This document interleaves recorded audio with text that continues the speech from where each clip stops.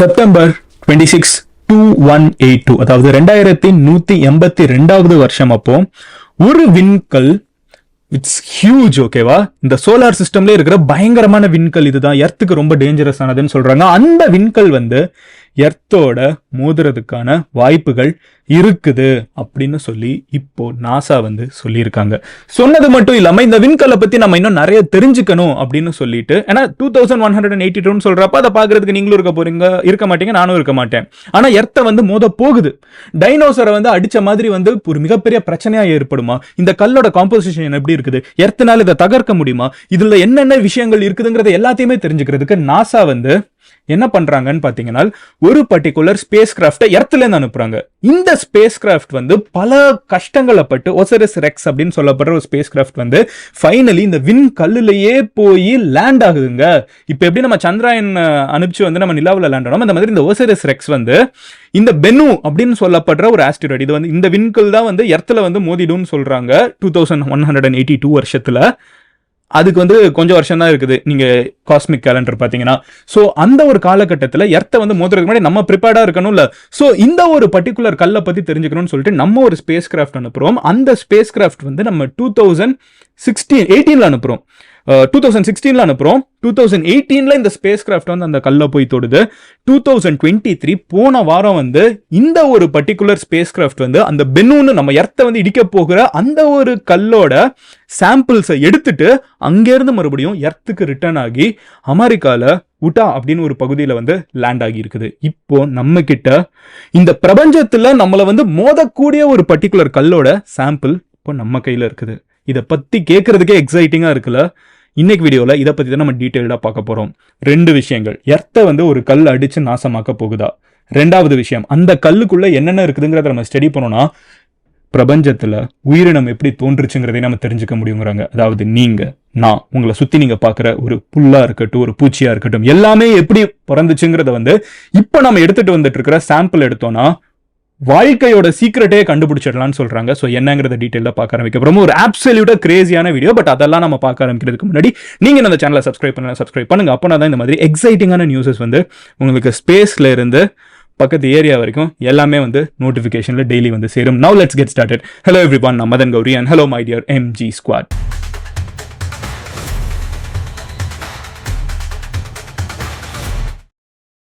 நிறைய பேருக்கு இருக்கிற ஒரு டவுட், இது நம்ம சேனலான்னு. இதுவும் நம்ம சேனல் தான். ஓகேவா MG ஸ்குவாட்? இப்போ வீடியோ பாருங்க. ஃபர்ஸ்ட் விஷயம், கான்ஸ்பிரசி தியரியால அங்க ஆக்சுவலா லைஃப் எப்படி பிறந்துச்சுங்கிறத ப்ராபப்ளி மனித இனம் கூடிய சீக்கிரம் கண்டுபிடிக்க வாய்ப்பு இருக்குது. ஏன்னா எல்லாருக்குமே ஒரு கேள்வி இருக்கும், மார்ஸ்ல உயிரினம் கிடையாது, வீனஸ்ல உயிரினம் கிடையாது, நம்மளுக்கு தெரிஞ்ச வரைக்கும் கண்ணு கெட்டின தூரத்துக்கு வேற எந்த உயிரினத்தையும் பார்க்கல. எர்த்ல மட்டும் ஒரு இன்ஆர்கானிக்கான ஒரு விஷயம், அதாவது மனிதர்கள், அதாவது உயிரினமே வர்றதுக்கு முன்னாடி எல்லாமே இன்ஆர்கானிக்கா தானே இருந்துச்சு. கல்லு, மண்ணு, அதுல இருந்து எப்படி ஒரு உயிர் வந்துச்சு அப்படிங்கறதுதான் பிரபஞ்சத்தோட மிகப்பெரிய கேள்வியே. சயின்ஸ்க்கு இன்னைக்கு வரைக்கும் ஸ்ட்ராங்கான பதில் கிடையாது. கடவுளுக்கு நம்புறவங்களுக்கும் இது வரைக்கும் ஸ்ட்ராங்கான பதில் கிடையாது. ஒரு மதம் ஒவ்வொன்று சொல்லுது. அந்த மிகப்பெரிய பிரபஞ்ச ரகசியத்தை நம்ம இப்ப தெரிஞ்சுக்க வாய்ப்பு இருக்குது. எப்படிங்கிறத சொல்ல ஆரம்பிக்கிறேன். ஃபர்ஸ்ட், இந்த பெனு அப்படின்னு சொல்ற மதன் அப்படின்னா என்னன்னு கேட்டீங்கன்னா, 1999ல எர்த்ல இருக்கிற நம்மளோட ஆஸ்ட்ரோனமர்ஸ் ஒரு விஷயத்தை கவனிக்கிறாங்க. எர்த்தை 6 வருஷத்துக்கு ஒரு முறை நம்ம கிட்ட ஒரு பர்டிகுலர் கல் சுத்திட்டு போகுது. இந்த கல்லோட பேர் என்ன வைக்கலாம்னு சொல்லி ஒரு கான்டெஸ்ட்லாம் வைக்கிறாங்க. அதுக்கு இது ஒரு பறவை ஷேப்ல இருக்குது அப்படிங்கிறதுனால இஜிப்ட்ல பாத்தீங்கன்னா ஒரு பறவை ஷேப்ல ஒரு கடவுள் இருக்காரு, அவருக்கு பெனு அப்படின்னு பேர் வச்சிருக்காங்க. ஸோ அந்த பேரை இந்த விண்கல்லுக்கும் வைக்கிறாங்க. இந்த கல் 2011ல நினைக்கிறேன், அப்போ கூட எர்த்தோட ஒரு க்ளோஸ் கான்டாக்ட்ல போச்சு. இப்படியே ஒவ்வொரு டைமும் கிட்ட போயிட்டு இருக்கிற கல் 2182 வருஷம். ஓகேவா, இப்போ நம்ம 2023ல இருக்கோம். ஸோ 2182 வருஷம் எர்த்லயே மோதும் அப்படின்னு சொல்றாங்க. அதுக்கு சான்சஸ் 1 in 2700 சான்சஸ் அப்படிங்கிறாங்க. இன் பர்சன்டேஜ் வைஸ் கன்வெர்ட் பண்ணீங்கன்னா 0.3 சம்திங் இருக்கும்னு நினைக்கிறேன்.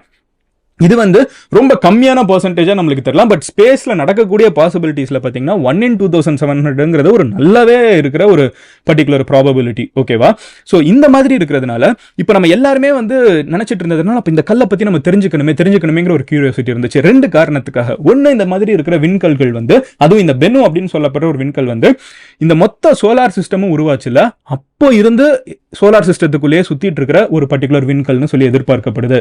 அப்போ முதல்ல உயிரினம் தோன்றுனது எப்படி அப்படிங்கறத நம்ம இந்த கல்லை ஸ்டடி பண்ணா தெரிஞ்சுக்கலாம்ங்கிறது நம்மளோட அனுமானம். ஏன்னா அதுக்குள்ள இருக்கிற கார்பனா இருக்கட்டும், அதுல இருக்கிற சில பொருட்கள், அந்த தண்ணி வந்து ஹைட்ரேட்டடா இருக்குது நம்மளுக்கு தெரியுது.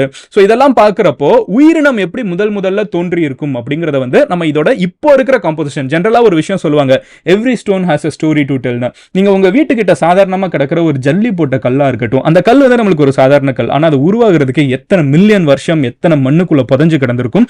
அந்த ஒரு கல்லை நம்ம ஸ்டடி பண்ணோம்னா அந்த ஊரில் இருக்கிற அந்த ஏரியாவோட ஒரு மில்லியன் வருஷத்துக்கு முன்னாடி இருந்த கதையை வந்து நம்ம சொல்லிட முடியும், இந்த இடம் எப்படி இருந்துச்சுன்னு. ஸோ அந்த மாதிரி ஒரு கல்லுக்கு அவ்வளோ பவர் இருக்குது. இட்ஸ் லைக் ஒரு டைம் கேப்சூல் மாதிரி. அதை அப்படியே மூடி வச்சுக்கிட்டு அப்படியே அந்த பல ரகசியங்களை வந்து ஒரு கல் ஹோல்டு பண்ணிருக்கும். இந்த எர்த்துக்குள்ள இருக்கிற ஒரு சாதாரண கல். அப்போ விண்கல் வந்து பல வருஷமா சோலார் சிஸ்டம் உருவான காலகட்டத்திலிருந்தே எர்த்துக்குள்ள, இந்த சோலார் சிஸ்டம்குள்ள சுத்திட்டு இருக்குன்னா அதுல எவ்வளவு ரகசியங்கள் இருக்கும். அதுல நீர் வந்து இருக்குதுன்னு ரொம்ப ஸ்ட்ராங்கா நம்மளுக்கு தெரியுது. இந்த விண்கல்ல வந்து நீர் இருக்குது. Yes, it is hydrated. அது மட்டும் கிடையாது, இதுல கார்பன் இருக்குது. உயிரினம் வந்து சோலார் சிஸ்டம் உருவான காலகட்டத்தில் எப்படி வந்து உயிரினம் தோன்றி இருக்குங்கிற ரகசியங்கள் வந்து இதுக்குள்ள இருக்குதுங்கிறது வந்து சயின்டிஸ்ட் ரொம்ப ஸ்ட்ராங்கா நம்புறாங்க. ஸோ என்ன பண்றாங்க அப்படின்னு பார்த்தீங்கன்னா 2 காரணங்கள். இது ஒன்று, ஆஸ்ட்ராய்டுனாலே ஜென்ரலா இந்த விஷயம்லாம் இருக்கும். இது போக இதுல வந்து எர்த்த வேற வந்து இடிக்கும் அப்படின்னு சொல்றாங்களே, அப்போ நம்ம வந்து இதை பத்தி கண்டிப்பா தெரிஞ்சுக்கணும்னு முடிவு பண்ணிட்டு நம்ம என்ன பண்றோம்னு பார்த்தீங்கன்னா செப்டம்பர் 8, 2016 அன்னைக்கு வந்து நம்ம ஒரு டிவைஸை வந்து நம்ம லான்ச் பண்றோம், ஒரு ஸ்பேஸ் கிராஃப்டை லான்ச் பண்றோம். இதோட பேர் வந்து ஒசைரிஸ் ரெக்ஸ் அப்படின்னு சொல்லப்படுற ஒரு பர்டிகுலர் ஸ்பேஸ் கிராஃப்ட். இது வந்து எர்த்ல இருந்து கிளம்பி அடுத்த 2 வருஷத்துக்கு வந்து பெனுவை வந்து சுத்திக்கிட்டு இங்கேருந்து அது கிளம்பி பெனு கிட்ட போகுது. அதுக்கு 2 வருஷம் ஆகுது. ஓகேவா? டிசம்பர் 3, 2018 அப்போ இது வந்து பெனு அப்படின்னு சொல்லப்படுற இந்த ஒரு பர்டிகுலர் ஆஸ்ட்ராய்டு இருக்குல்ல, இதை வந்து சுத்த ஆரம்பிக்குது, அதோட ஆர்பிட் குள்ள என்டர் ஆகுது. இப்போ நம்ம இங்கேருந்து அனுப்பிச்சு ஒரு 40 நாள் கழிச்சு சந்திராயன் வந்து நிலாவோட ஆர்பிட் கிட்ட போச்சுல, அந்த மாதிரி இது வந்து 2 வருஷம் கழிச்சு பெனு அப்படின்னு சொல்லப்படுற இந்த ஆஸ்ட்ராய்டு கிட்ட போகுது. ஏன்னா எப்படி வந்து நம்ம எர்த்து வந்து சூரியனே சுத்தி வருது, இந்த பெனுவும் சூரியனை சுத்தி வந்துட்டு இருக்குது. இது வந்து வீனஸ் கிட்ட போகுது, இது வந்து மெர்க்யூரி கிட்ட போகுது, ஜூபிட்டர் கிட்ட போகுது, எல்லாத்துக்கிட்டையும் போயிட்டு வந்துட்டு இருக்குது. ஒரு மிகப்பெரிய விண்கல். ஓகேவா? இது வந்து தாஜ்மஹலை விட ஒரு பெரிய சைஸுங்கிறாங்க. அந்த அவ்வளோ பெரிய சைஸ் வந்து கல் வந்து அங்கேருந்து வந்து விழுந்துச்சுன்னா அவ்வளோதான், அதோட இம்பாக்ட் பயங்கரமா இருக்கும். இந்த ஒரு கல்லை வந்து 2 வருஷம் சேஸ் பண்ணி ஃபைனலி நம்மளோட ஒசிரிஸ் ரெக்ஸ் வந்து 2018 டிசம்பர் 3 வந்து அதோட ஆர்பிட் குள்ள என்டர் ஆகுது. அடுத்த 2 வருஷத்துக்கு இது வந்து அதை சுத்து மட்டும் போட்டுக்கிட்டே இருக்குங்க. இது வந்து அந்த இதை சுத்திக்கிட்டே இருக்குது, ஸ்டடி பண்ணிக்கிட்டே இருக்குது. மொத்த ஒசிரிஸ் ரெக்ஸ்க்குள்ளேயே போய் என்டர் ஆகாம அதோட மொத்த இடத்தையுமே மேப் பண்ணுது, சுத்திக்கிட்டே இருந்துகிட்டு இதை பத்தி ஸ்டடி பண்ணிக்கிட்டே இருக்குது. அதுக்கப்புறம் அக்டோபர் 20, 2020 அப்போ வந்து டேட்டே பயங்கரமா இருக்குல்ல, அக்டோபர் 20, 2020 அப்போ வந்து இந்த ஒரு ஒசிரிஸ் ரெக்ஸ் வந்து ஆக்சுவலா வந்து அந்த பெனு அப்படின்னு சொல்லப்படுற இந்த ஒரு இடத்துல நிறைய இடத்த மேப் பண்றாங்க, இதுல போய் லேண்ட் ஆகலாம்னு சொல்லிட்டு ஃபைனலி ஒரு இடத்த ஸ்பாட் பண்ணி அந்த ஒரு குழிக்குள்ள, ஒரு காட்டருக்குள்ள தான் லேண்ட் ஆகுது. லேண்ட் ஆகி உடனே வந்து அங்க இருக்கிற சாம்பிளை கலெக்ட் பண்ணிட்டு நம்ம எதிர்பார்த்தது வந்து ஒரு 60 கிராம் சாம்பிள் கிடைக்கணும். ஃபைனலி நம்ம எக்ஸ்ட்ராக்ட் பண்ணது பார்த்தீங்கன்னா கிட்டத்தட்ட 250 கிராம், கிட்டத்தட்ட 1/4 கிலோ சாம்பிளை வந்து கலெக்ட் பண்ணிட்டு இது என்ன பண்ணுதுன்னு பார்த்தீங்கன்னா அங்கே இருந்து எர்த்து கிட்ட வந்து அது கலெக்ட் பண்ற ஒரு சாம்பிள் இருக்குது, அதை எடுத்து ஒரு டப்பாக்குள்ள போட்டு வச்சிருது. இந்த கேப்சூலை வந்து எர்த்துக்கு அனுப்பிச்சு வச்சுட்டு இந்த டிவைஸ் இருக்குல்ல, இது வந்து இந்த ஸ்பேஸ் கிராஃப்ட் வந்து இதை தாண்டி அடுத்த ஆஸ்ட்ராய்டுக்கு போயிடுச்சு. இது எவ்வளவு பெரிய பங்கமான சம்பவம் யோசிச்சு பாருங்க. அடுத்த ஆஸ்ட்ராய்டு போய் அதை ஸ்டடி பண்ண போயிடுச்சு. இப்போ இது அனுப்பிச்ச சாம்பிள் இருக்குல்ல, இது வந்து எர்த்தை நோக்கி வந்துகிட்டே இருக்குது, வருது 2 வருஷம் ஆகுது. ஃபைனலி இப்போ பாத்தீங்கன்னா 2023 செப்டம்பர்ல வந்து எர்த்துக்குள்ள என்டர் ஆகுது. என்டர் ஆனதுக்கு அப்புறம் இது வந்து கரெக்டா எங்க வந்து இறங்கணும்னு எதிர்பார்க்குறாங்களோ அந்த இடத்துக்குள்ள இது என்டர் ஆகிறப்போ இதோட ஸ்பீடு வந்து 44,000 km/h அப்படின்னு சொல்றாங்க. 44,000 km/h நீங்க வந்து இப்படிங்கிறதுக்குள்ள இங்கேருந்து கிளம்பி யூஎஸ் போயிடலாம். அந்த ஸ்பீடுல வந்து உள்ள இறங்கிட்டு இருக்குது. அதுக்கப்புறம் ஃபைனலி பேராஷூட்லாம் போட்டு 18 km/h நீங்க வந்து ஒரு அபார்ட்மெண்ட்ஸ்குள்ள வண்டி ஓட்டுற மாதிரி ஒரு ஸ்பீடுக்கு வந்து கரெக்டா லேண்ட் ஆகுது. இப்போ இந்த சாம்பிள்குள்ள வந்து யோசிச்சு பாருங்க, எர்த்தை வந்து இடிக்கிறதுக்கு பாசிபிலிட்டி இருக்கிற ஒரு மிகப்பெரிய ஆஸ்டிராய்டு.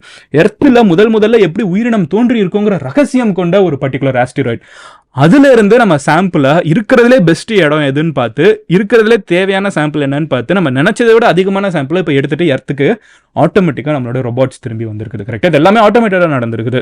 ஸோ இது வந்து இப்போ ரிட்டர்ன் ஆகி வந்ததுக்கு அப்புறம் இப்போ நம்மளோட சயின்டிஸ்ட் வந்து இதை தான் எடுத்து ஸ்டடி பண்ண ஆரம்பிக்க போறாங்க. ப்ராபபிளி இதை வந்து இன்னும் பல வருஷத்துக்கு ஸ்டடி பண்ணுவாங்க. லிட்டரலா இது வந்து நம்ம இடிக்க போகிற ஒரு பர்டிகுலர் கல்லோட சாம்பிள். ஸோ அதை வந்து ஸ்டடி பண்ணி பார்க்க போறாங்க. இது இடிக்க போகுதுன்னு சொல்றப்ப ரொம்ப பதற தேவையில்லை. பிகாஸ் இது இடிக்கிறதுக்கான பாசிபிலிட்டி நான் சொன்ன மாதிரி 1 in 2700 சான்சஸ். வேற என்ன நடக்க வாய்ப்பு இருக்குது அப்படின்னு கேட்டீங்கன்னா, there is a good 48% chance that இது வந்து போய் வீனஸ்ல இடிச்சிரும்னு. there is another ஒரு ஐ திங்க் another ஒரு 10-20% சான்ஸ் வந்து இது வந்து மெர்க்யூரியில போய் இடிக்கும் அப்படின்னு சொல்லிட்டு. அதே மாதிரி வந்து எர்த்தில் வந்து இடிக்கிறதுக்கான சான்சஸ் வந்து 3% தான் இருக்குது. ஓகேவா, இது வந்து மோஸ்டா எர்த் வந்து எப்பவுமே இந்த மாதிரி பல கற்கள் வந்து சுத்திட்டு இருக்குது. நான் இப்போ வீனஸா இருக்கட்டும், மெர்க்யூரியா இருக்கட்டும், அதுல போய் கல் விழுகிற அளவுக்கு எர்த்தில் வந்து கல் விழுகாம இருக்கிறதுக்கான காரணம் என்னன்னு பாத்தீங்கன்னா, நம்மளுக்கு பின்னாடி வந்து ஜூபிட்டர்னு சொல்லப்படுற ஒரு மேசிவான பிளானட் இருக்குது. அது வந்து மோஸ்டா இந்த மாதிரி இருக்கிற கற்களை வந்து பிடிச்சி இழுத்து கிராவிட்டியில் எடுத்து அது சோலார் சிஸ்டம் விட்டு வெளியே தள்ளி விட்டுருது. அதை சுத்தி நிறைய கற்களை சுத்த விட ஆரம்பிச்சிருது. ஸோ எர்த்தை வந்து கிட்டத்தட்ட வந்து ஒரு பாடி கார்டு மாதிரி பாதுகாத்துட்டு இருக்கிறது வந்து பின்னாடி இருக்கிற மிகப்பெரிய ஜூபிட்டர். ஸோ ப்ராபப்ளி இது ஜூபிட்டரோட கிராவிட்டிலே வந்து அடிச்சு சோலார் சிஸ்டம் விட்டு வெளியே போயிடுங்கிறதுக்கும் சான்ஸ் இருக்குது. But we can't eliminate the possibility that 1 in 2700 times வந்து அது எர்த்தை ஹிட் பண்ணணும். ஸோ இப்போ வந்து சயின்டிஸ்ட் வந்து இது நடக்க வாய்ப்பு இருக்குது, நாங்கள் இதை ஸ்டடி பண்ணிட்டு இருக்கோம். ஒருவேளை அப்படியே வந்து அது எர்த்தை ஹிட் பண்ணணுங்கிற ஒரு நிலைமை வந்தால் கூட அதுக்கும் நாசா வந்து பல வேலைகளை பார்த்து வச்சிருக்காங்க. இப்போ ரீசெண்டாக கூட ஒரு கல் வந்து ஸ்பேஸில் போயிட்டு இருக்குது. அதை இங்கேருந்து நம்ம ஒரு டிவைஸ் அனுப்பிச்சு அது அங்கே போய் தட்டி அது வந்துட்டு இருக்கிற ட்ரெஜெக்டரி வழியை வந்து மாற்றி விடுற அளவுக்கு நம்ம கிட்ட டெக்னாலஜி வந்துருச்சு. ஸோ ஃபியூச்சரில் இது ஒருவேளை எர்த்தை ஹிட் பண்ண வந்தால் கூட அப்போ இருக்கிற சயின்ஸ், இப்போ இருக்கிற சயின்ஸை வச்சு இது பண்ணலாம். அப்போ இருக்கிற சயின்ஸை வச்சு கண்டிப்பாக அது எர்த்தை தான் இடிக்க போகுது, அந்த 1 in 2700 சான்சஸ் நடக்குதுரா அப்படின்னு நினச்சா அப்போ இருக்கிற நம்மளோட சயின்டிஸ்ட் வந்து இது இங்கேருந்து இன்னொரு ரிவர்ஸில் இன்னொன்று நடிச்சு அதோட பாதையை திசை மாற்றி விட வாய்ப்பு இருக்குது. அப்போ இருக்கிற டிஃபென்ஸ் சிஸ்டம் எர்த்துக்கு எப்படி இருக்குன்னு தெரியல. So that is lot of possibilities. But what is exciting பர்சனலான்னு பார்த்தீங்கன்னா, இந்த கல்லோட சாம்பிள் நம்ம கிட்ட இருக்குது. உங்ககிட்ட நான் கேட்கணும்னு நினைக்கிற கேள்வி என்னன்னு பார்த்தீங்கன்னா, இந்த கல்லோட சாம்பிளை ஸ்டடி பண்ணோம்னா எர்த்தில் முதல்ல லைஃப் எப்படி வந்துச்சு நம்ம தெரிஞ்சுப்போம். அந்த கேள்வியை நான் உங்ககிட்ட கேட்குறேன். மேபி நம்ம தெரிஞ்சுக்கலாம், of course there is always a maybe. But நீங்க என்ன நினைக்கிறீங்க, எர்த்தில் முதல் உயிரினம் வந்து எப்படி வந்திருக்கும்னு நினைக்கிறீங்க? இதுக்கு நிறைய தியரிஸ் இருக்குது. கடவுள் படைச்சாருன்னு சொல்லுவாங்க, சில பேர் இது வந்து வேற்று கிரகத்திலேருந்து இறங்கி இருக்கலாம்னு சொல்லுவாங்க. சயின்ஸ் வந்து சாலிடான ஃபேக்ட் இருக்கிற வரைக்கும் எனக்கு தெரியலப்பா அப்படின்னு சொல்லிடுவாங்க. ஸோ நீங்க அதுக்கான பதில் சொல்லணும்னு நினைச்சீங்கன்னா எப்படி வந்து முதல் உயிரினம், முதல் உயிர் எப்படி தோன்றி இருக்கும்னு நினைக்கிறீங்கன்னு உங்களோட தியரியை கமெண்ட்ல சொல்லுங்க. நாளைக்கு நம்ம இன்னொரு வீடியோல பார்க்குறேன். Until then, bye. Madan Gauri signing off. Love you all. Take care. Bye. Cheers MGs.